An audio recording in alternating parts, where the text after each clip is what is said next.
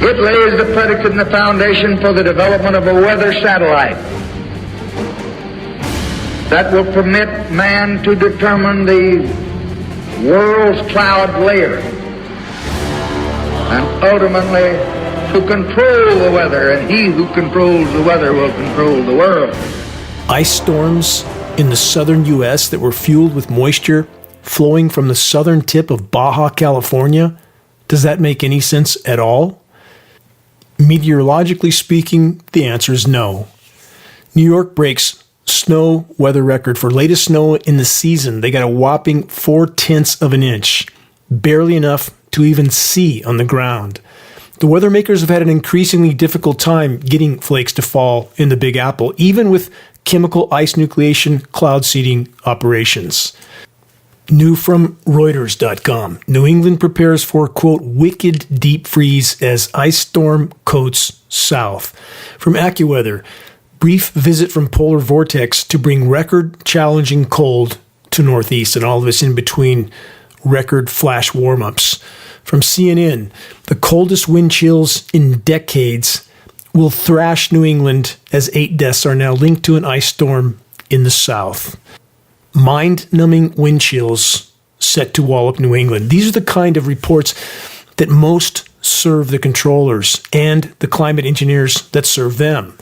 Search the Engineering Winter section on the homepage of Geoengineering Watch to learn more of what most don't want to know. With chemical ice nucleation, as the planet warms, as the flows of moisture become warmer and warmer, these endothermic reacting elements are hitting the surface before they set up and freeze. Thus, the rapid increase in ice storms in so many locations. Next headline, portions of New Zealand have been devastated by flooding that was, quote, the biggest climate event in the country's history, end quote. Did the Matrix media in the U.S. bother to mention this anywhere in their ongoing episodes of mass distraction and polarization theater? No. Flash droughts, flash floods, flash freezes, all hallmarks of climate intervention operations, which are making an already catastrophic climate collapse scenario even worse. More breaking headlines to come on this front. From thenationalnews.com, why it's time for the world to take geoengineering seriously. More on this report in a moment. The climate engineering blitzkrieg continues to be ramped up all over the world. Blitzkrieg definition, just to be clear, straight from the dictionary, an intense military campaign intended to bring about a swift victory. Second definition, a short period characterized by an intense effort to do something. Yes, this is certainly an effort to do something that's anything but benevolent. Buckle up. The ride's going to be rough soon. The weather makers are far exceeding the laws of nature, but the laws of nature are not negotiable. The reckoning is coming. On that note, about the unraveling of empire, the petrodollar is dying by the day. What's that add up to for those that are not that familiar with how the economic system really works? It means that the empire that has been the benefactor of the petrodollar, global extortion, that's all you can call it, is also dying. Does this mean other nations or power centers will rise from the ashes of the collapsing Western U.S. empire? No. This chapter of the human race is like no other. The entire ship is going down. Details on this later in the broadcast. But the bottom line is this. The controller narrative is breaking down on all fronts, which makes the controllers more desperate and dangerous than ever before. Will they play the global conflict card next as their final option? We'll soon enough find out. This is Dane Wigington with geoengineeringwatch.org, geoengineeringwatch.org.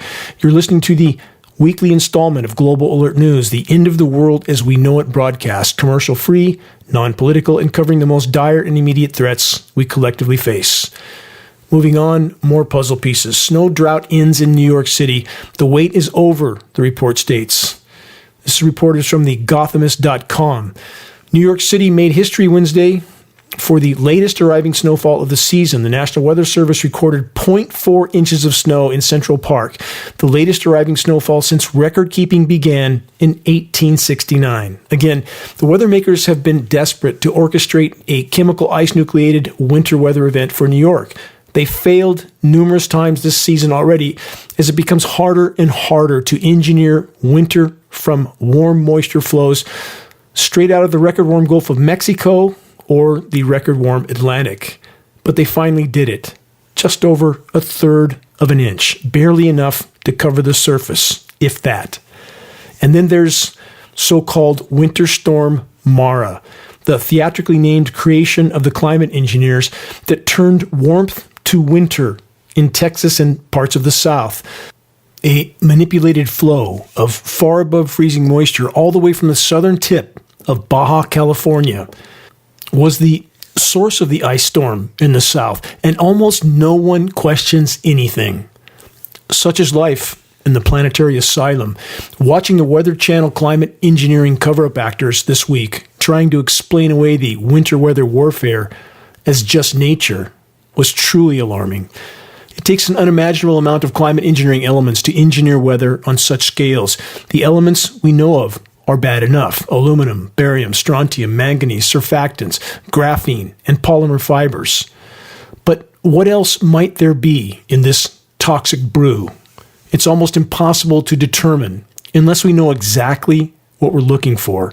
In the case of aluminum nanoparticles in our snow, Geoengineeringwatch.org just posted a short 7-minute report titled Aluminum Snow, Lab Test Confirmed.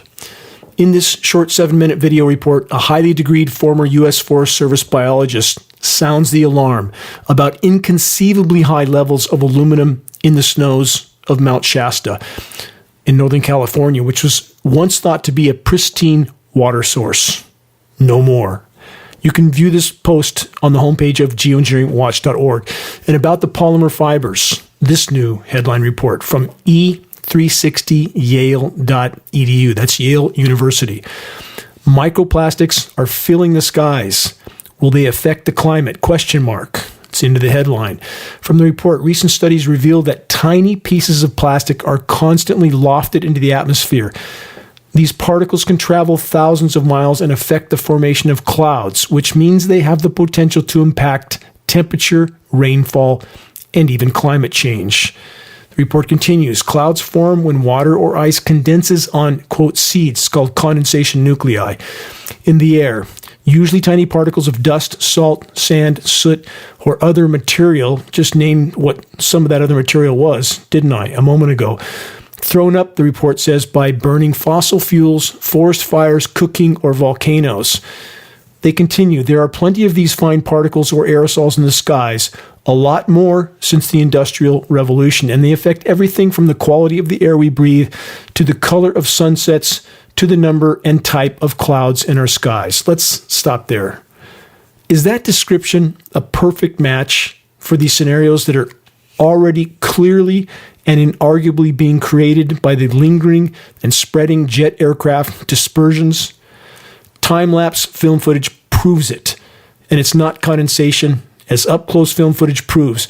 View the jet spraying section on the homepage of geoengineeringwatch.org to see inarguable footage of these aircraft, geoengineering jet aircraft, spraying at altitude, nozzles visible, turning on and off. We have up-close photographs of the retrofit nozzles mounted on the wing pylons, aimed into the exhaust jet stream to make this look like, quote, condensation, which it is not. All military tankers and all commercial aircraft are equipped with what's known as a high bypass turbofan jet engine. It's a jet-powered fan. 90% of the air that moves through that engine is not combusted. That engine is not capable of producing a condensation trail except under rare and extreme circumstances. A short video tutorial of the high bypass turbofan jet engine is available on the homepage of geoengineeringwatch.org. The Yale report continues with this. To date, more than 9 billion tons of plastic has been produced, and about half of it has gone into landfills or been otherwise discarded. Some project that by 2025, 11 billion tons of plastic will have accumulated in the environment. They then say plastic has been found in soils, waters, crops, and on the ocean floor. And in recent years, several studies have suggested that microplastics, pieces less than 5 millimeters in length, and nanoplastics, smaller than approximately 1,000 nanometers, they're much smaller, by the way, were being transported long distances through the air.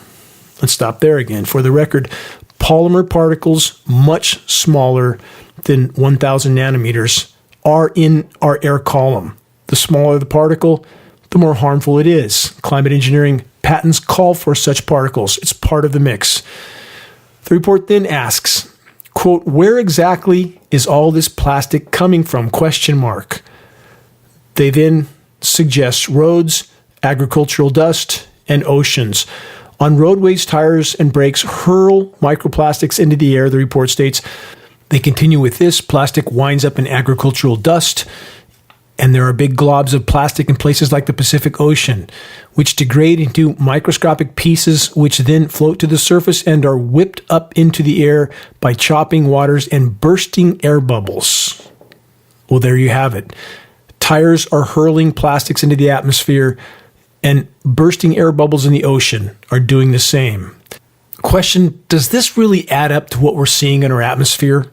Really? Never mind that constant parade of geoengineering jets all over the world spraying what's calculated to be 50 million tons or more into our skies annually.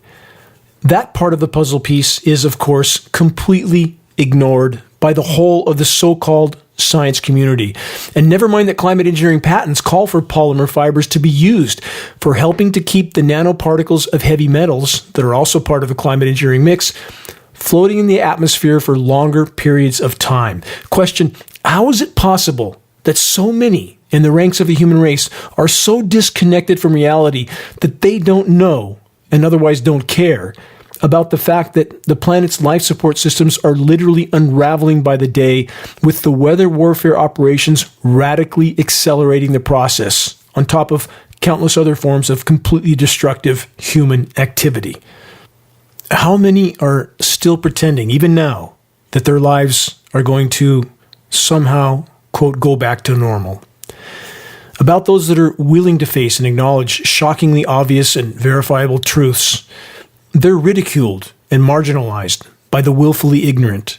Here's one definition of, quote, conspiracy theorist. The term used to discredit someone who speaks about things you can't bear to look at, because if it were true, it would reveal a darkness in the world that you're simply not ready to accept. Yes, not willing to accept the truth because it's just too horrible and too scary. Therefore, it just can't be so. How many belong in that category? Here's a former report headline from Gizmodo.com. Your brain won't allow you to believe the apocalypse could actually happen. From the report, many may be entertained by stories about the end of the world, but that's probably because deep down they don't believe it could ever happen. But that's not because they're realistic. It's actually a quirk of the human brain, recently explored by a group of neuroscientists, a quirk which prevents many, or even most, from adjusting their expectations about the future, even if there's good evidence that bad things are, in fact, about to happen. The report continues, researchers from Germany and the UK designed a complex psychological test to determine how people plan for negative events in the future. Optimism was related to diminished coding of undesirable information about the future in a region of the frontal cortex, the right IFG, that has been identified as being sensitive to negative estimation errors. This human propensity towards optimism is facilitated by the brain's failure to code errors in estimation when those call for pessimistic updates.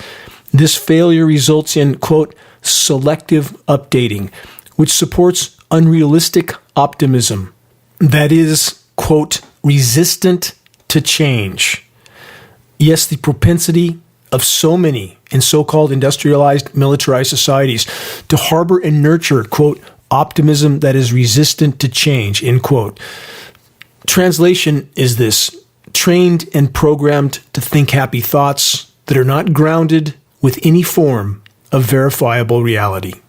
Again, a reminder of the hallmark of a truly healthy mind and spirit is an unyielding willingness to face the truth, no matter how dire. Never forget that.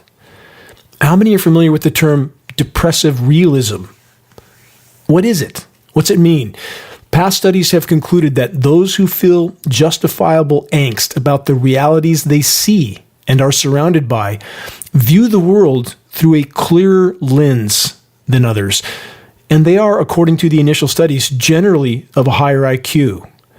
But not surprisingly, Matrix so-called science and media is now trying to dispute and debunk the original study conclusions because the predators need to ensure that populations remain rooted in normalcy bias, Stockholm syndrome, and a general mentality that clings to the, quote, ignorance is bliss philosophy. With each passing day, it will become ever more clear where the ignorance is bliss road has led us all. So about the not-so-natural weather. According to the Weather Channel climate engineering cover-up actors, this week there was a 141-degree temperature difference in the U.S. Translation, it was in the high 80s in parts of Florida and over 50 degrees below zero in other regions of the U.S., like Wyoming. Again, this is from a Weather Channel report. Stop and think about that. Does it seem reasonable to have an over 140-degree temperature difference in the lower 48 states?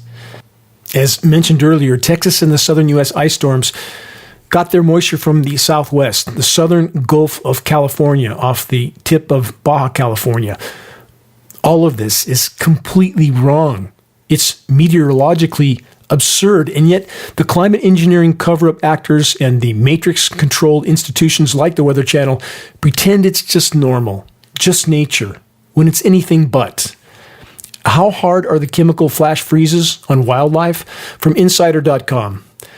A Canadian groundhog was found dead just before he was supposed to predict if we'd get more winter. This is a parallel to Punxsutawney Phil. From the report, Quebec's beloved groundhog Fred died before he could predict the end of winter. The event's organizer said Fred likely died during hibernation. Question, did highly toxic engineered winter weather whiplash events have anything to do with the demise of Fred, the Canadian groundhog? Our forests in Northern California are deafeningly silent. Most of the formerly thriving wildlife populations are all but gone. Why wouldn't they be? A near constant bombardment of climate engineering jet aircraft aerosol spraying is wreaking havoc with every aspect of the web of life. This week in Northern California, our skies look like something out of a futuristic science fiction movie, a near total blotting out of the sun. Strange and completely unnatural color hues, crisscrossing jet spray dispersions that linger, spread, and eventually become part of a toxic aerosol canopy, thickening it. And if there is enough atmospheric moisture present, often an unnaturally cold flow of air makes its way to the surface. It's like someone opened the door of a freezer and this cold air descends because it's heavier, it's more dense. This is why you have the open freezers in the market with no top, but everything stays frozen because the cold air sits on the surface. That's exactly what they're doing. Same materials used on ski slopes. How many ski slopes do we now see more and more that are having to artificially nucleate snow for the ski runs while the rest of the mountain remains largely bare?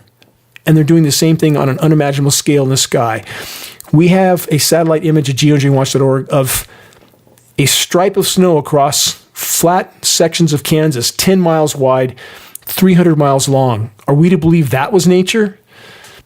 As mentioned at the start of this broadcast, under extreme applications of climate engineering operations and chemical ice nucleation cloud seeding, scenarios like the ice storm that just occurred in Texas and a few other states can be and is manufactured, even with flows of far above freezing moisture.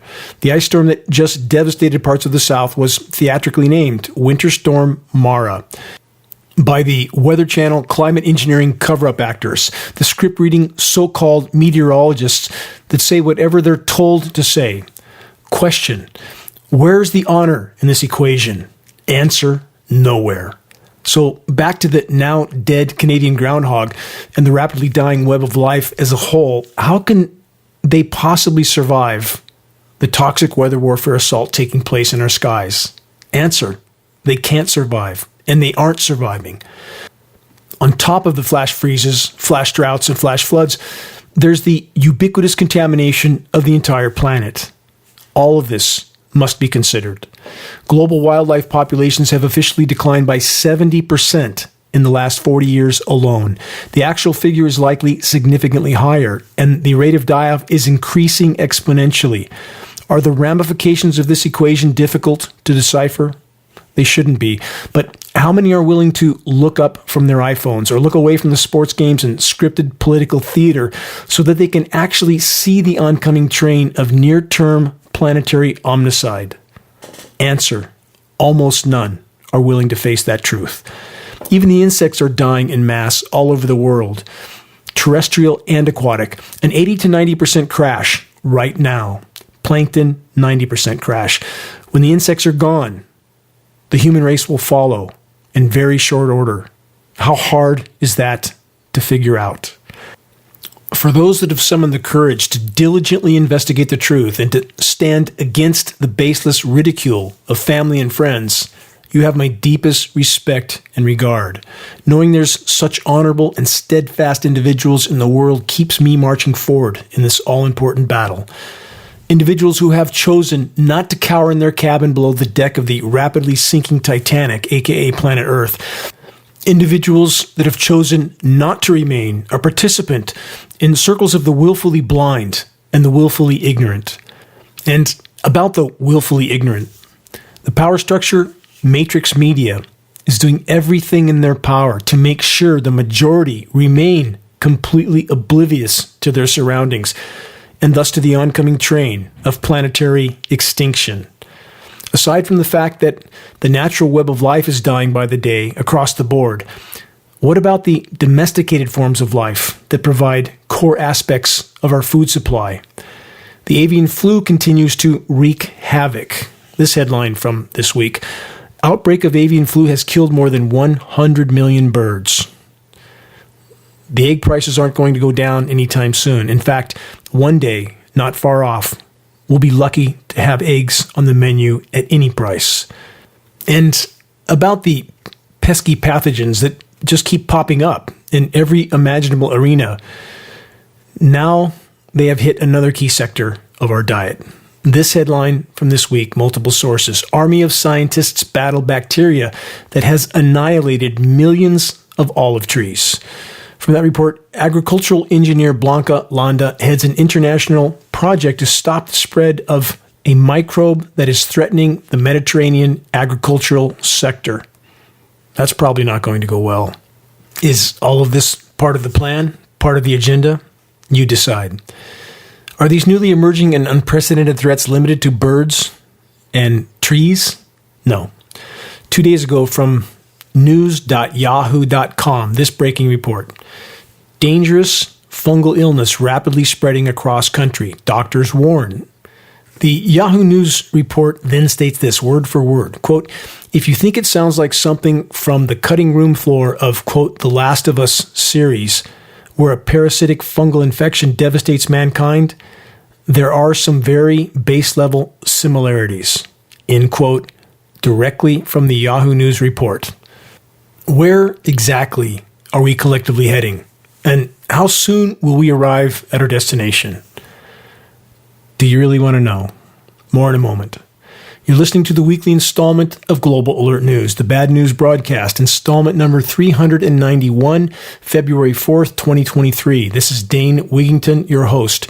Global Alert News is brought to you by Geoengineeringwatch.org, the largest and most visited website in the world on the subject of climate intervention operations, known as geoengineering.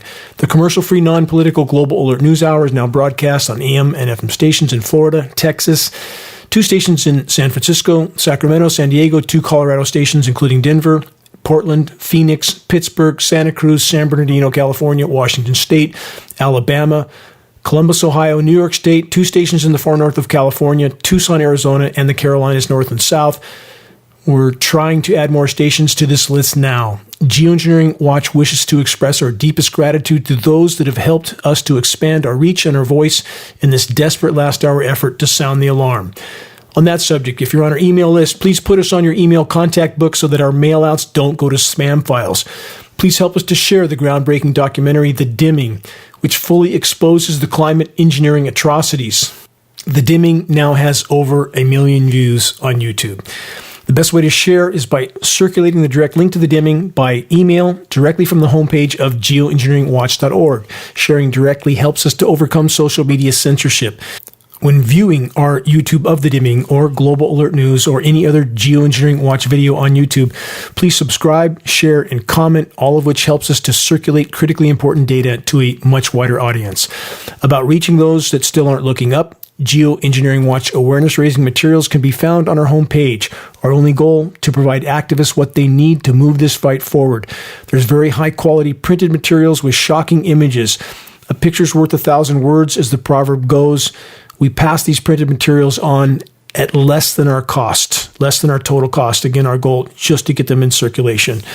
We now have Geoengineering Watch hoodies to go with our new Geoengineering Watch shirts, both very high quality, 4-color images on both sides, front and back. The image is of a military jet tanker descending down over the planet, spraying.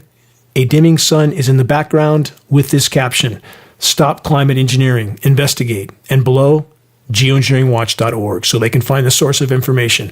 Scannable business cards and bumper stickers, all of them effective tools to help strike up a conversation on the climate engineering issue. Waking the masses to the climate engineering onslaught is the great imperative. If we can expose it, we have a chance at stopping it from the inside out by awakening our military brothers and sisters to what they're participating in, their own demise and ours. If you're willing to share a photo of yourself with a Geoengineering Watch t-shirt or hoodie, perhaps at a gym, farmer's market, or busy street downtown, please send your photo to us so that we can post it as part of our activist compilation, which is now part of our materials page. The images encourage others to make their voices heard in this all-important battle to sound the alarm.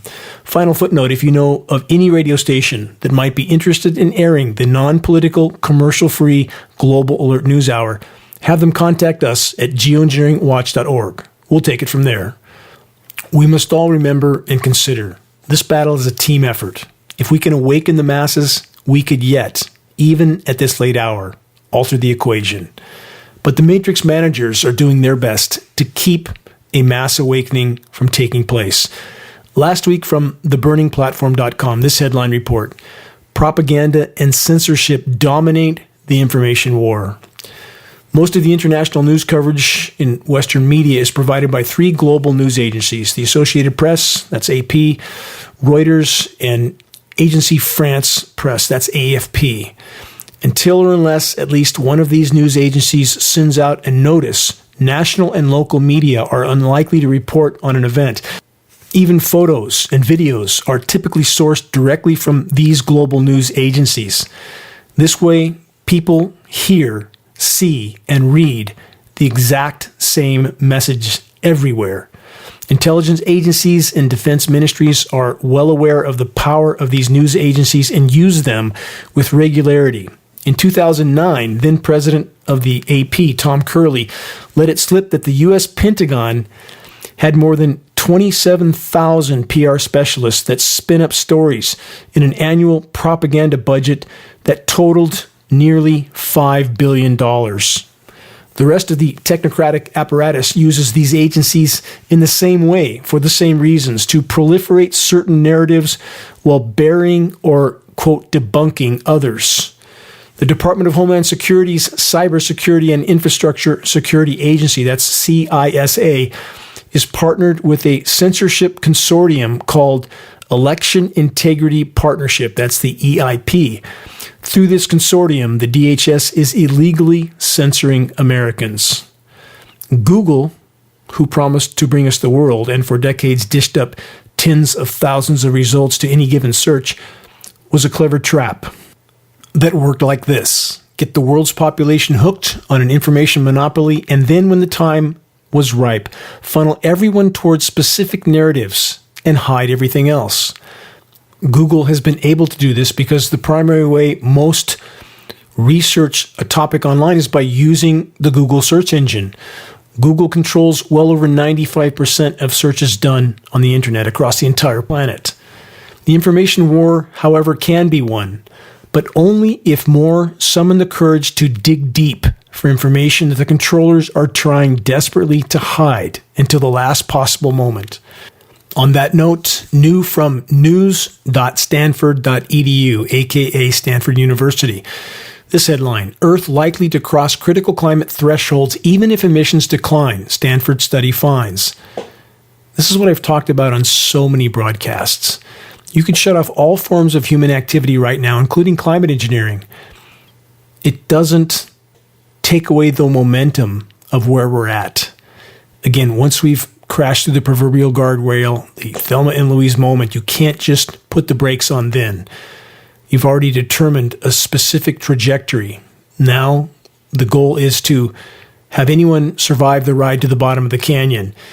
And the climate science community, with articles like this, is beginning to admit to what they can no longer hide. It's not that they want to tell the truth. They've done their best to hide it for so very long, but now it's becoming impossible to hide. And this is an example. From the report, the study, published January 30th in the Proceedings of the National Academy of Sciences, provides new evidence that global warming is on track to reach 1.5 degrees Celsius, 2.7 Fahrenheit, above pre-industrial averages in the early 2030s, regardless of how much greenhouse gas emissions rise or fall in the coming decade. If only what I just read was true. It's patently false. Based on frontline data, we are past 3.5 degrees C right now. And those statistics are being skewed. High temperatures are being radically underreported, and every single engineered winter surface cool down that the climate engineers carry out radically skews the temperature data as well. This shallow layer of cold in the surface serves as a means to report extremely cold temperatures that aren't really indicative of the true state of the climate, hiding the severity of what's unfolding until the last possible moment. That is a primary aspect of climate engineering operations. We don't just face global warming. We don't just face climate change. We face an already unfolding abrupt climate collapse being further fueled by the climate engineering, aka weather warfare insanity.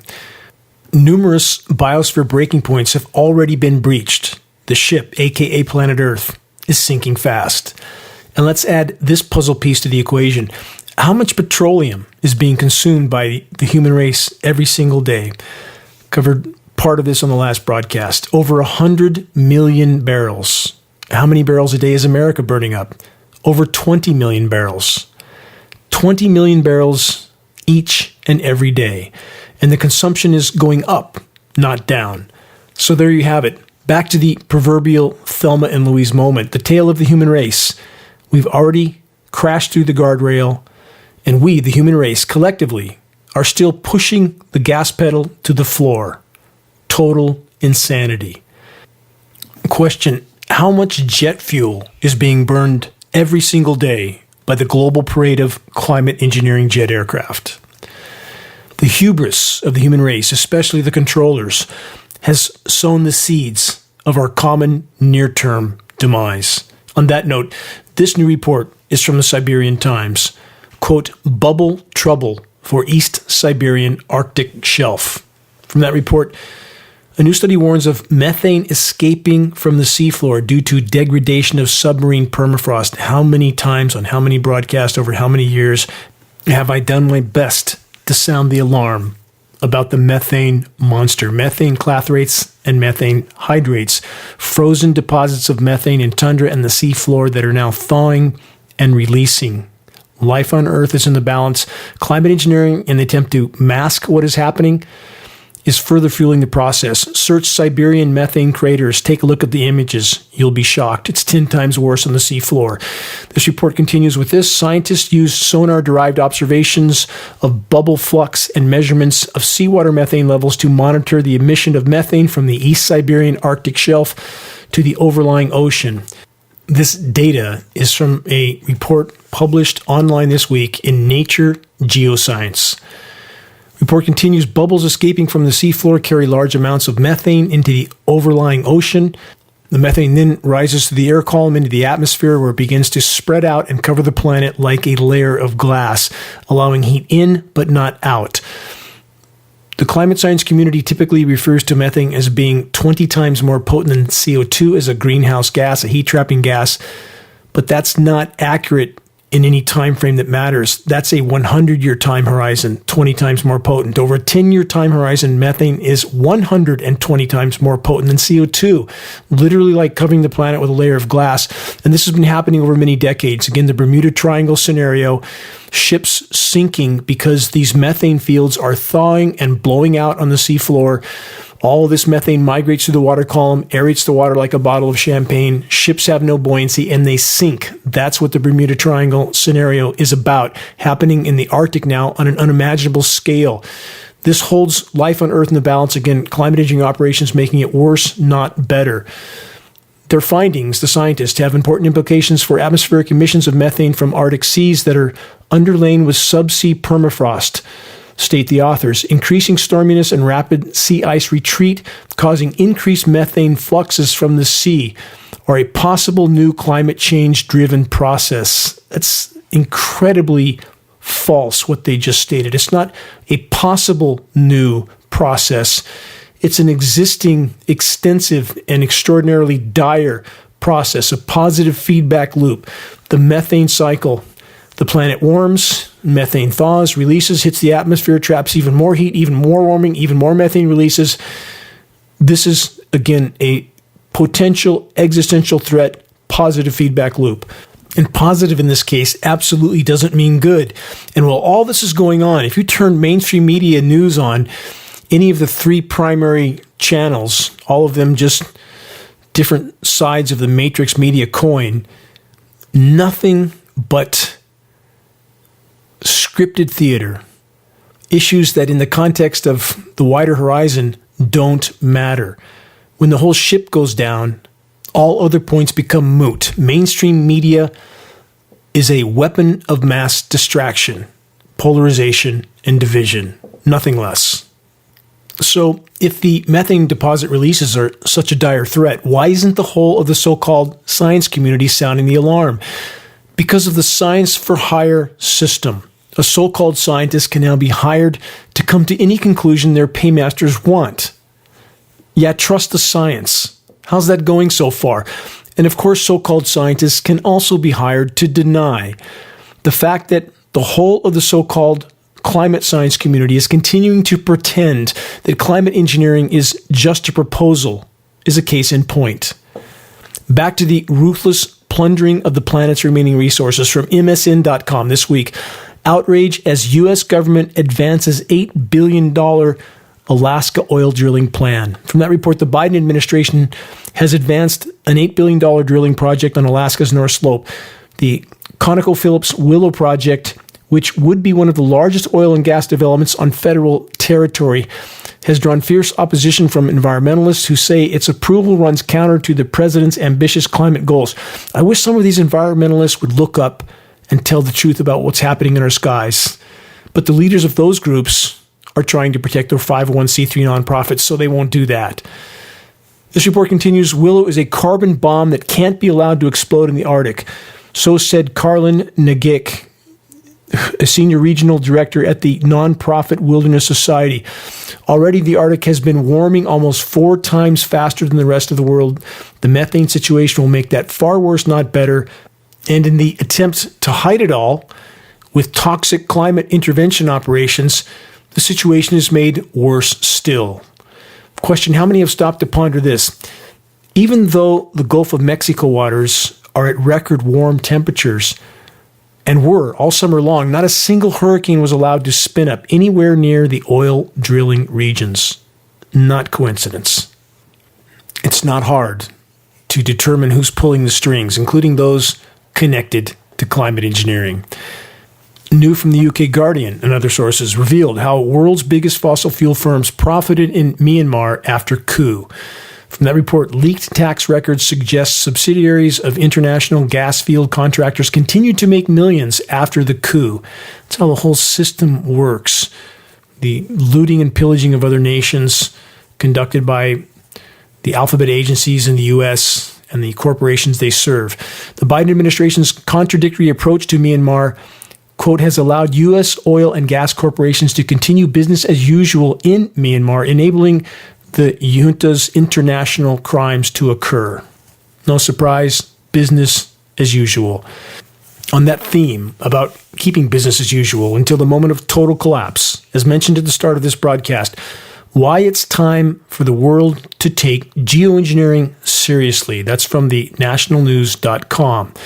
The report states the goal of limiting global warming to 1.5 degrees above pre-industrial levels will probably be breached. Oops, too late on that. Happened about 2 decades ago. We're likely past 3.5 degrees C now. They continue. Every increase brings more damage and disruption and greater chance of inadvertently passing a climate tipping point. Too late. We've passed probably 24 already. Such as the collapse of the Greenland or West Antarctic ice sheets, eventually raising global sea levels by 3 to 4 meters. It will be much, much worse than that. In fact, if we stopped all forms of human activity right now, there was likely 70, 80, even 100 feet of sea level rise baked in to the equation at minimum. You can't just shut it off. Not this kind of momentum. More from the report. Some of the warming from greenhouse gases has been masked by fine particles, aerosols from human activity.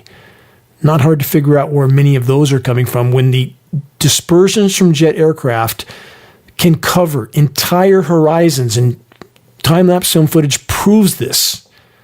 We're talking about an inconceivable amount of toxic filth being sprayed into our skies. More from this nationalnews.com report. If we begin a large-scale effort to manage solar radiation, then had to stop, warming would resume abruptly, a scenario explored in Neil Stephenson's 2021 novel, Termination Shock. They continue, if we pass a tipping point and see a rapid climatic deterioration, hasty geoengineering may be essential. It would be, they say, wise to be prepared. It's been going on for over 75 years, and we get this kind of report from the so-called science community. Final statements from this report. If environmentalists believe correctly that even 1.5 degrees of warming is dangerous, they should support, this article says, careful solar radiation management. There's no such thing. You can't spray tens of millions of tons of toxic filth into skies and get a reasonable result. It's a death sentence, and we are seeing that being carried out in real time. Final statement of this report. It's time for environmentalists, governments, and society to take geoengineering seriously. I would agree with that point. It's definitely far past time for them to take geoengineering seriously, what's been ongoing for 75 years, and what's pushing us past the precipice to near-term planetary omnicide.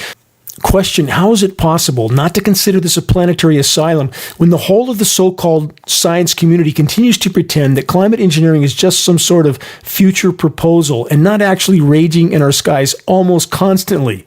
How is it possible not to consider this a planetary asylum when nearly the whole of the population willingly pretends that they can't see the ongoing and shockingly obvious climate engineering atrocities because the so-called scientists and their matrix media mouthpieces say it isn't so?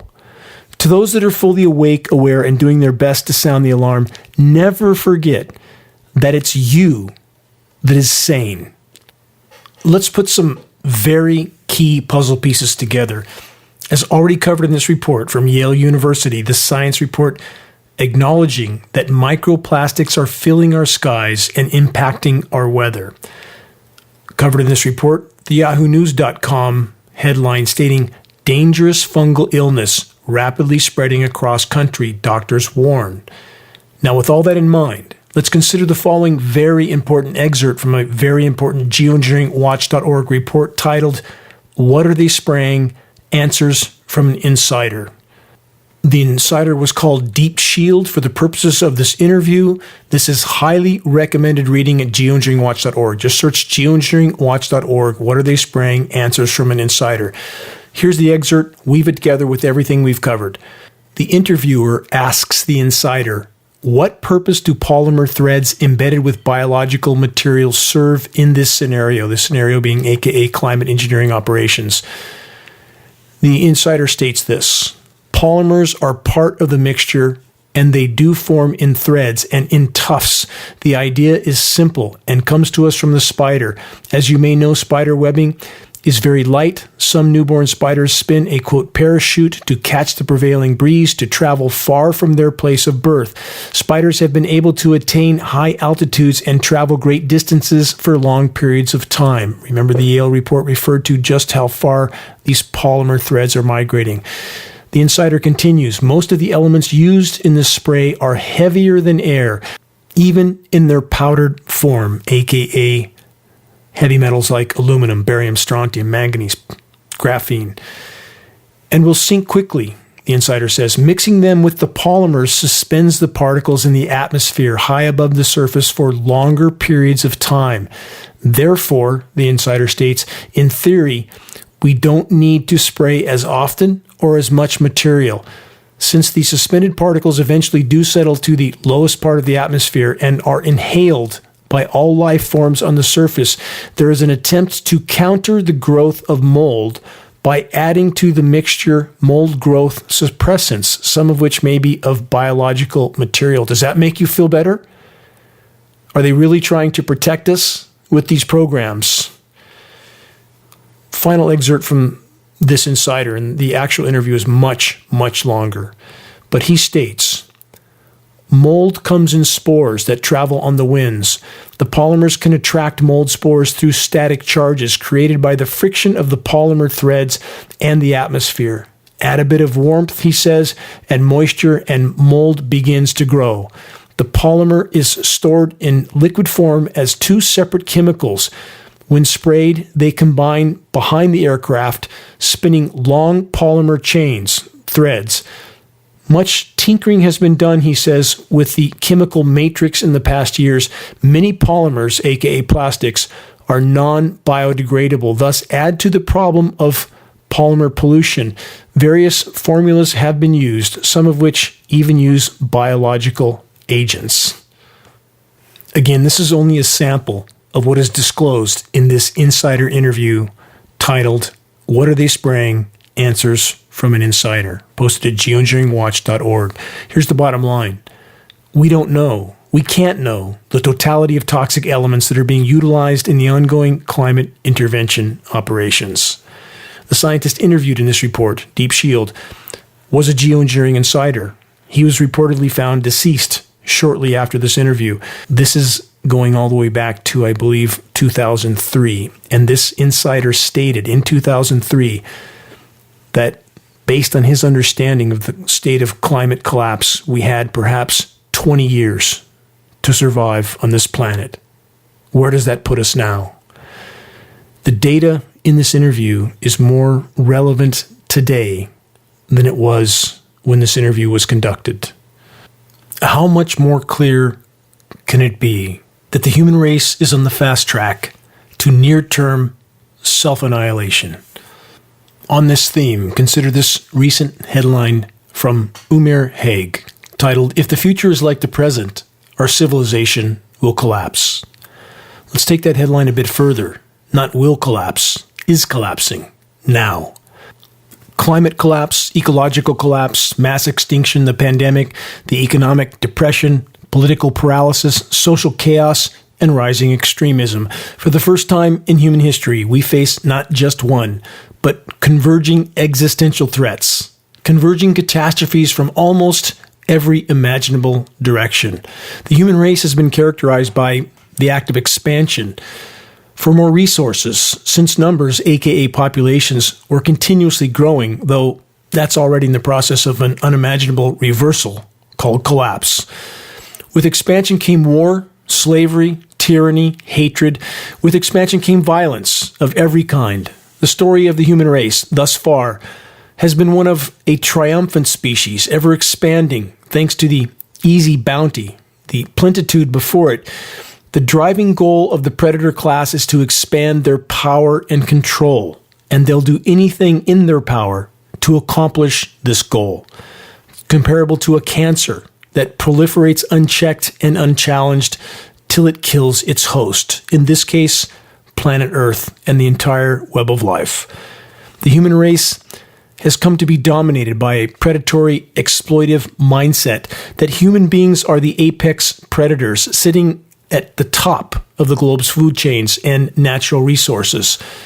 As its apex predators, they, the controllers, felt they had every right to loot, plunder, pillage, and pollute until nothing is left.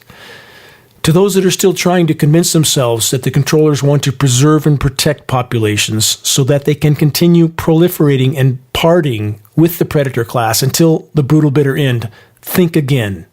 How clear can it be at this point? Global populations aren't only expendable to the predators.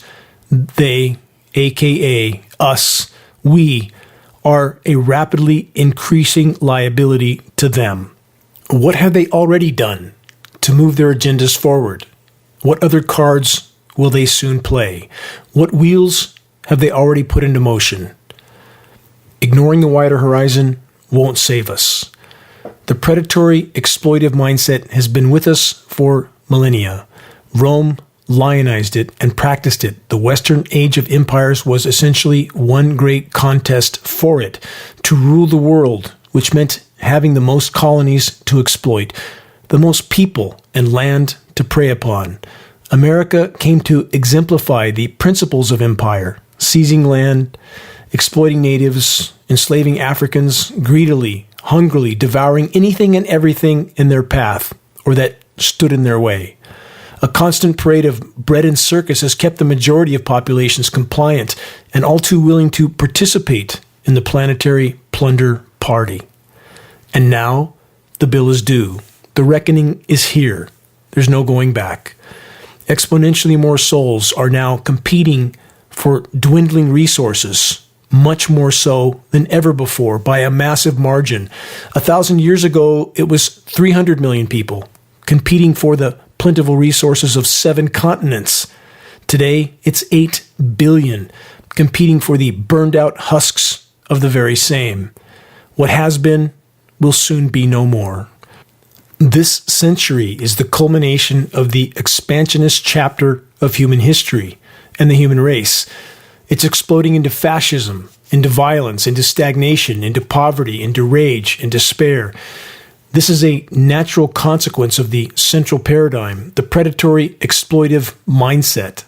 This mindset was always going to reach its limits, and when it did, because it has, the only thing human beings would have left to prey on would be themselves, their very own societies, democracies, cities, towns, rivers, lakes, children, even their own lives.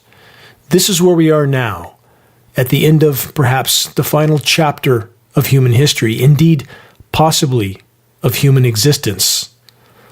So many are bewildered, baffled, paralyzed, or lashing out in rage and fear because while our paradigm has already exceeded its limits, we, so far, seem to know no other way. So again I ask, as power structures lose control, and they are, what cards are they willing to play next? Is it too late to change our course?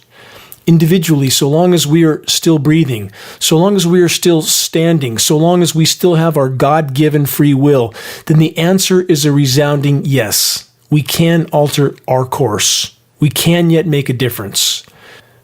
Our will is our greatest gift. Our will is the only thing we can truly call our own, the only thing that can never be taken from us, ever.